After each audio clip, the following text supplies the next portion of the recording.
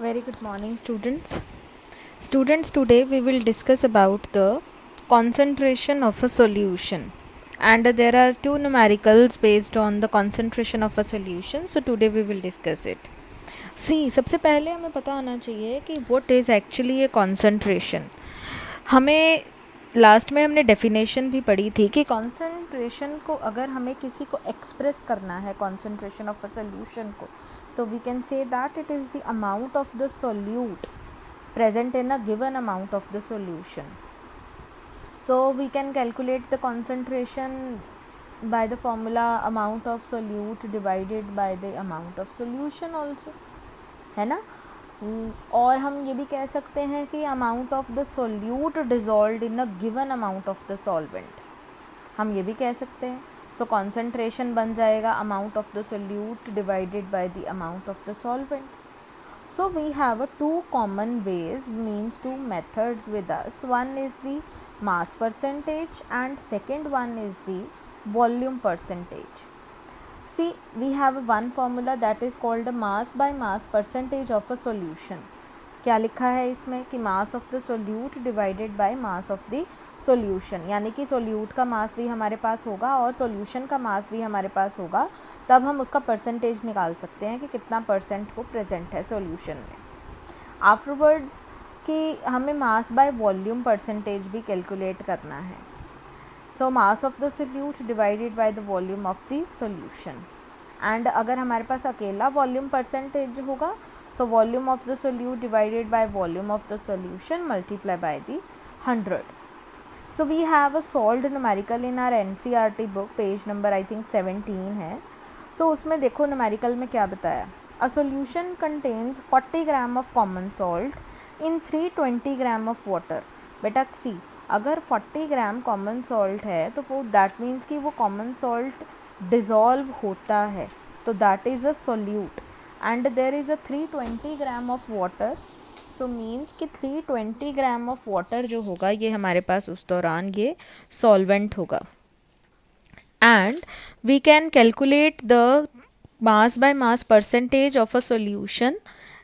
ठीक है, तो उसके लिए हम क्या करेंगे, सबसे पहले हम देखेंगे कि मास ऑफ द सोल्यूट कितना है, 40 ग्राम है, and mass of the solvent कितना है, that is a 320 gram. Okay, so mass of the solution क्या होगा, हम दोनों का सम कर देंगे, that is called mass of the solute plus mass of solvent, so we will get 360 gram.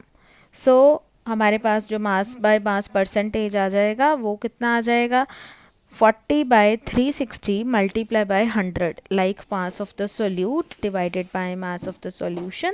So we will get 11.1%. Okay. Now we have a second numerical with us. इसमें भी हम बिल्कुल सेम करेंगे कि 36 ग्राम solute था जो dissolve हुआ 100 ग्राम of water में, तो इसमें भी हम 36 ग्राम और 100 को पहले प्लस करके we get a mass of the solution. And afterwards जब हम mass of the solution calculate कर लेंगे, so by the same method हम कॉन्सेंट्रेशन निकालेंगे, mass of the solute by mass of the solution multiply by the 100. इसमें भी देखो same काम करना है क्योंकि सेचुरेटेड सॉल्यूशन बनाना है. थोड़ा सा क्वेश्चन ट्रिक डाला कि 36 ग्राम सोल्यूट है, यानी कि सोडियम क्लोराइड जो हमारा नमक हम इस्तेमाल करते हैं किचन में, उसको डिज़ोल्व किया 100 ग्राम पानी में. 100 ग्राम पानी क्या हो गया हमारे पास, ये हो गया सॉल्वेंट. 36 ग्राम नमक क्या हो गया, ये हो गया हमारे पास सोल्यूट. सो टेम्परेचर गिवन दे दिया 293 केल्विन टेम्परेचर, और उसी पे कॉन्सेंट्रेशन निकालो. हमने तो कॉन्सेंट्रेशन फाइंड आउट कर लिया, that is a 26.47%. But what does it mean, what is the meaning of that statement कि find its concentration at this temperature. इस टेम्परेचर पे तो कॉन्सेंट्रेशन 26.47 आ गई, बट इफ़ टेम्परेचर इंक्रीजेज, है ना, अगर 293 केल्विन से टेम्परेचर बढ़ता है, then what will happen, then solubility automatically increases. And vice versa we can say that कि इफ टेम्परेचर डिक्रीजेज तो ऑटोमेटिकली है कि सॉल्युबिलिटी भी डिक्रीज होगी. सो हमें ध्यान रखना है कि जो चीज़ डिज़ोल्व होती है that is a solute, and जिसमें डिज़ोल्व होती है that is a solvent. And जो बनता है हमारे पास product that is a solution. So solute और सॉल्वेंट को ऐड करें सबसे पहले and mass of the solution find out करके फॉर्मूला अप्लाई करना है एंड देन हमें कैलकुलेशन करनी है. ओके स्टूडेंट्स, आई थिंक कि ये टॉपिक जो है ये तुम्हें बिल्कुल